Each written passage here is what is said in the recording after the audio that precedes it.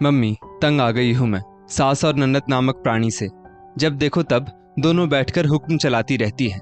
रोशनी ये कर दो, रोशनी वो कर दो, जैसे मैं इस घर की बहू नहीं कोई नौकरानी हूं। मुझे तो घर का काम करना बिल्कुल नहीं सुहाता मम्मी। आप जानती तो हो मायके में कितना आराम करती थी मैं, मगर यहाँ दम घुटने लगा है मेरा। रोशनी अपनी माँ मालती जी से फोन पर बोली। मालती जी बोली, बेटा मैं तो कहती हूँ दामाद जी को लेकर ससुराल से अलग घर बसा ले। यहाँ साथ में रहेगी तो इन घर गृहस्थी के पछड़ों से कभी पीछा नहीं छुड़ा पाएगी। और तेरी सास और ननद को तो फ्री की नौकरानी मिल गई है, इसलिए बैठे बैठे सारा काम तुझसे करवाती है।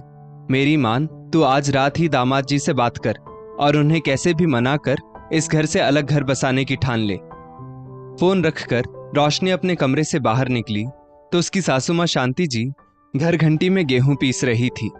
रोशनी को देखकर शांति जी बोली, बेटा बाथरूम में तेरे गीले कपड़े नल पर ऐसे ही पड़े हुए हैं, पहले उन्हें छत पर सुखा।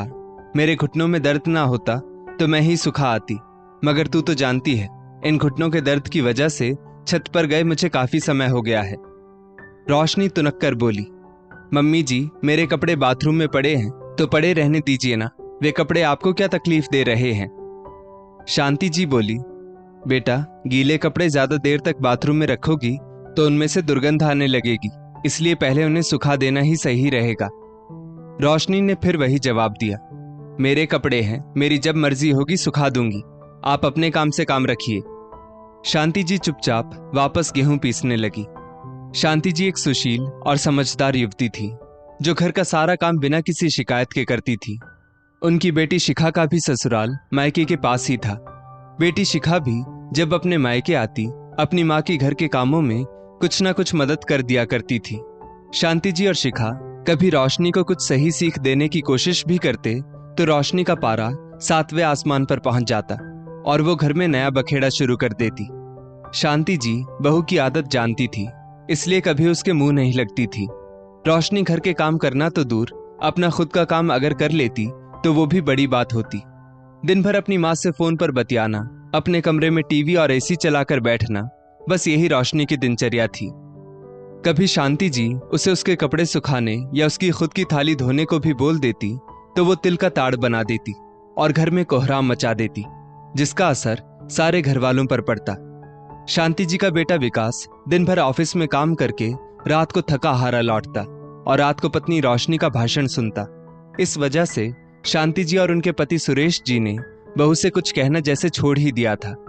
रोशनी के आए दिन के झगड़ों से तंग आकर शांति जी रोज शाम को मंदिर चली जाया करती थी और सुरेश जी भी ज्यादातर अपने दोस्तों के साथ टहलने या सैर पर चले जाया करते थे। रोशनी को अपने सास ससुर और ननद फूटी आंख नहीं सुहाते थे, जिनकी बुराई वो फोन पर अपनी माँ से अक्सर किया करती थी। एक दिन शिखा जब मायके आई हुई थी, रोशनी ने अपने कमरे से बाहर आकर देखा कि दोनों माँ बेटी रसोई का काम कर रही थी। रोशनी शिखा पर व्यंग्य कसते हुए बोली, दीदी अब आपकी शादी हो चुकी है, आपको बार बार यूं मायके आना शोभा नहीं देता। क्या आप जानती नहीं, शादी के बाद मायके में बेटियों को ज्यादा दखलंदाजी नहीं करनी चाहिए। शिखा बोली, मैं तो बस माँ की मदद करने आती हूँ भाभी, और दखलंदाजी उसे कहते हैं जब मैं आप में और माँ में कोई झगड़ा लगाऊं। क्या मैंने कभी ऐसा किया है?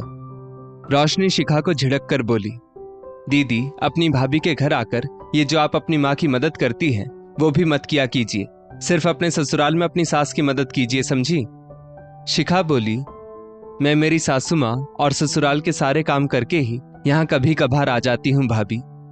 ये सब सुनकर रोशनी ने मुंह बना लिया और गुस्से में पैर पटक कर अपने कमरे में चली गई। उस दिन के बाद शिखा ने भी मायके आना बंद कर दिया था। रोशनी और विकास की शादी को अभी 6 महीने ही हुए थे और आज उसे उसकी माँ ने यह अनमोल ज्ञान दिया था, जिसे सुनकर रोशनी बहुत खुश थी। वो मन ही मन ससुराल से अलग हो जाने के सपने संजोने लगी। वो सोचने लगी कि जब वो ससुराल से अलग हो जाएगी तो खूब एंजॉय करेगी, बाहर घूमेगी फिरेगी, किटी पार्टी करेगी वगैरह वगैरह। मगर विकास को कैसे मनाएगी? विकास तो अपने माता पिता को बहुत मानता है। फिर उसे एक तरकीब सूझी और रात को जब विकास घर आया तो वो विकास के सामने मगरमच्छ के आंसू बहाते हुए बोली, विकास तुम्हारी मम्मी मुझे बहुत परेशान करती है, क्या तुम मुझे जिंदगी भर रोने के लिए शादी करके लाए थे? विकास भी आए दिन के रोशनी के झगड़ों से परेशान था, मगर आज रोशनी बहुत रो रही थी। विकास ने उसे प्यार से समझाया, मगर रोशनी बोली, आज तुम्हें फैसला लेना ही होगा विकास। तुम्हें मेरे साथ हमेशा के लिए इस नर्क में रहना है या मेरे साथ एक सुनहरा भविष्य संजोना है। विकास भी रोशनी के आंसुओं से पिघल गया था और उसने रोशनी के साथ मिलकर इस घर को छोड़ने का फैसला ले लिया। शांति जी शायद मन ही मन जानती थी कि ये दिन जल्दी आएगा, इसलिए उन्हें इस बात पर बिल्कुल भी आश्चर्य ना हुआ और वे बेटे के इस फैसले पर चुप्पी साधी रही। विकास और रोशनी ने इस घर से दूर अपने लिए एक घर खरीद लिया, जहां अब सिर्फ वे दोनों रहते थे। रोशनी के तो जैसे पांव जमीन पर नहीं पड़ रहे थे। वो अपनी माँ मालती जी से फोन करके बोली, माँ थैंक यू, आज आपकी वजह से आपकी बेटी खुली हवा में सांस ले पा रही है, वरना उस घर में पिंजरे में कैद किसी पंछी की तरह फड़फड़ाती थी मैं और किसी को कुछ फर्क नहीं पड़ता था। मालती जी भी बेटी की खुशी में खुश हो गई। रोशनी अब यहाँ अपने हिसाब से जिंदगी जीने लगी। उसने किटी पार्टी भी ज्वाइन कर ली और हर शनिवार इतवार विकास के साथ बाहर घूमने और खाना खाने जाने लगी। वहीं शांति जी और सुरेश जी अपने इकलौते बेटे के अलग हो जाने के कारण दुखी रहने लगे, मगर अपने मन के भाव वे आखिर किसको बताते। आज दिवाली थी। हर तरफ लोग अपने परिवार के साथ दिवाली का त्योहार मना रहे थे, मगर शांति जी और सुरेश जी अपने घर में उदास बैठे थे। उनके लिए दिवाली का त्योहार बस आता और चला जाता। घर से बेटे बहू के चले जाने के बाद उन्होंने एक भी दिवाली नहीं मनाई थी, न घर के आंगन में रंगोली बनाई थी और न दिए जलाए थे। दिन, महीने, साल गुजरने लगे। एक रोज शांति जी मंदिर से लौट रही थी और अचानक उनके पास से गुजरती हुई एक कार में से एक युवा लड़की निकली और बोली, माँ जी आप रोशनी की सास हो ना? रोशनी गर्भवती है और उसके दिन पूरे चढ़ चुके हैं। हम उसे अस्पताल छोड़कर ही आ रहे हैं। अब किसी भी वक्त बच्चे का जन्म हो सकता है। उसका पति विकास 3-4 दिनों के लिए काम से बाहर गया है। अच्छा हुआ आप दिख गई तो सोचा आपको बता दूं। शांति जी ने हॉस्पिटल का पता लिया और वहां बहू के पास जा पहुंची। हॉस्पिटल जाकर पता चला बहू को डिलीवरी के लिए अंदर ले जाया गया है। वे बाहर बैठकर इंतजार करने लगी। थोड़ी देर में डॉक्टर ने आकर खबर दी कि रोशनी ने बेटे को जन्म दिया है। शांति जी ने पहली बार पोते को हाथ में लिया तो उसका चेहरा देखते रह गई। थोड़ी देर में रोशनी को होश आया तो पास बैठी अपनी सास के हाथ में अपने बच्चे को देखकर बोली, माँ जी आप यहाँ कैसे? शांति जी ने पूरी बात बताई और बोली, बहू अभी तुम आराम करो, ज्यादा बोलना तुम्हारी सेहत के लिए अच्छा नहीं है। मैं अभी घर जाकर तुम्हारे लिए पालक की खिचड़ी और मूंग दाल का हलवा बनाकर लाती हूँ और तुम्हारे ससुर जी को यहाँ भेजती हूँ ताकि वे यहाँ तुम्हारा और मुन्ने का ध्यान भी रख पाए और डॉक्टर का हिसाब किताब भी कर दें। थोड़ी देर में सुरेश जी भी वहां आ गए और उन्होंने डिलीवरी का सारा खर्चा अस्पताल के काउंटर पर जमा कर दिया। फिर अंदर आकर मुन्ने को गोद में लेकर बैठ गए और बोले, बहू ये तो बिल्कुल विकास जैसा दिखता है। विकास भी बचपन में ऐसा ही दिखता था, मासूम और प्यारा। थोड़े समय बाद शांति जी बहू के लिए खाना लेकर हॉस्पिटल पहुंची। रोशनी को डिलीवरी के समय आए टाकों के कारण शांति जी बोली, बहू तुम यूं ही लेटी रहो, मैं तुम्हें अपने हाथ से खाना खिला देती हूँ। शांति जी ने रोशनी को अपने हाथ से खाना खिलाया और बोली, ये थर्मस में दूध भरकर लाई हूं बहू, खाना खाने के बाद इसे भी पी लेना, इससे तुम्हें ताकत मिलेगी। रोशनी सोच रही थी उसकी माँ को तो उसने अस्पताल पहुंचने से पहले फोन भी कर दिया था, फिर वो अभी तक आई क्यों नहीं। दूसरे दिन विकास भी वहां आ पहुंचा और जब उसने देखा कि उसके माता पिता ने उसकी अनुपस्थिति में यहाँ का सब काम अच्छे से मैनेज कर लिया है, अब उसे खुद पर शर्म महसूस होने लगी। विकास के आने पर शांति जी बोली, बेटा मैं तुम्हारा और बहू का खाना बनाकर वापस आती हूँ, तुम बहू का ध्यान रखना।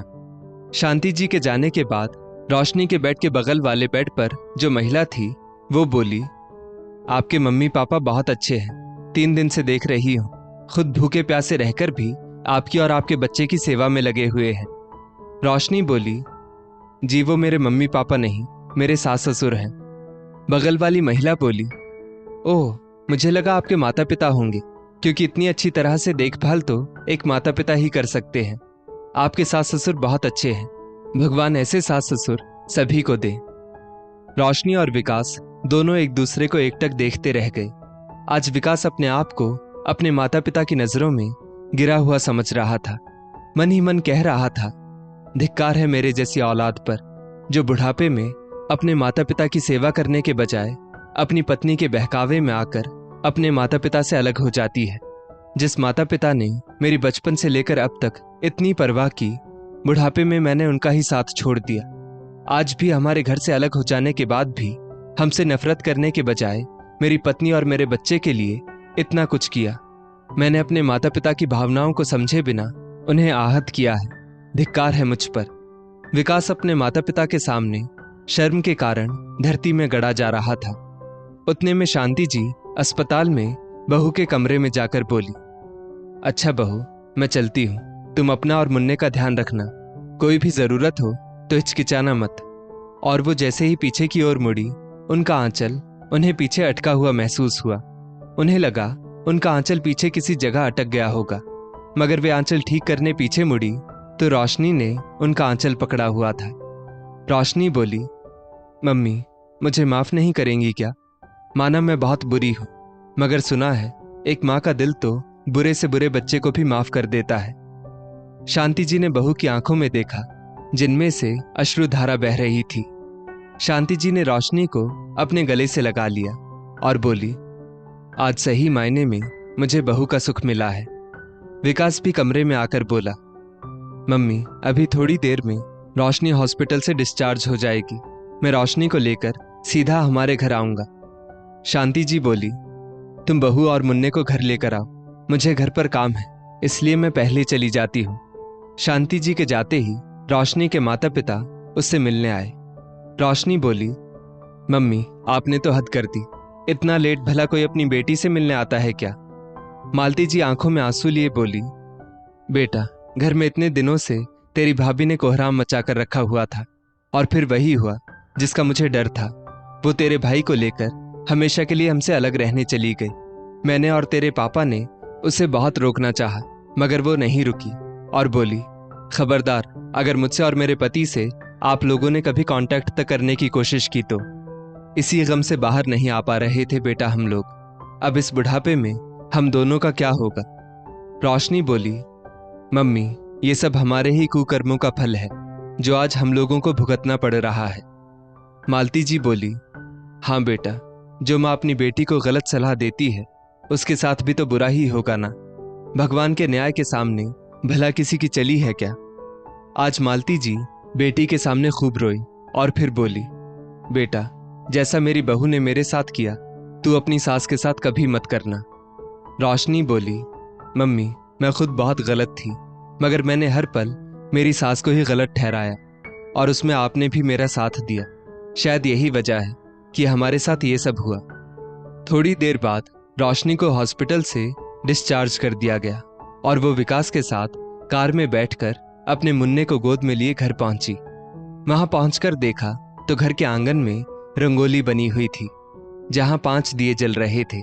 शांति जी के हाथों में आरती का थाल था। उन्होंने बहू और मुन्ने की आरती उतारी और कुमकुम चावल का तिलक लगाकर उनका घर में स्वागत किया। रोशनी बोली, मम्मी, आज दिया और रंगोली क्यों? ये तो दिवाली में बनाई जाती है ना। शांति जी बोली, बहू, मेरी दिवाली तो आज है जब मेरा पूरा परिवार मेरे साथ है। दोस्तों, सास सिर्फ नाम से बदनाम है। हर किसी की सास बुरी हो ये जरूरी नहीं। किसी किसी की सास तो बहू को बेटी बनाकर ही रखती है, बशर्ते बहू को भी बेटी बनना आना चाहिए। कभी कभी बेटियां अपनी माँ के बहकावे में आकर भी अपना बसा बसाया घर उजाड़ लेती है, इसलिए हमेशा ठंडे दिमाग से काम लें। इस स्टोरी को लेकर आपकी क्या राय है, नीचे कमेंट करके जरूर बताइएगा। और ऐसी ही और भी बेहतरीन वीडियोस के लिए हमारा पेज जरूर फॉलो करें। धन्यवाद।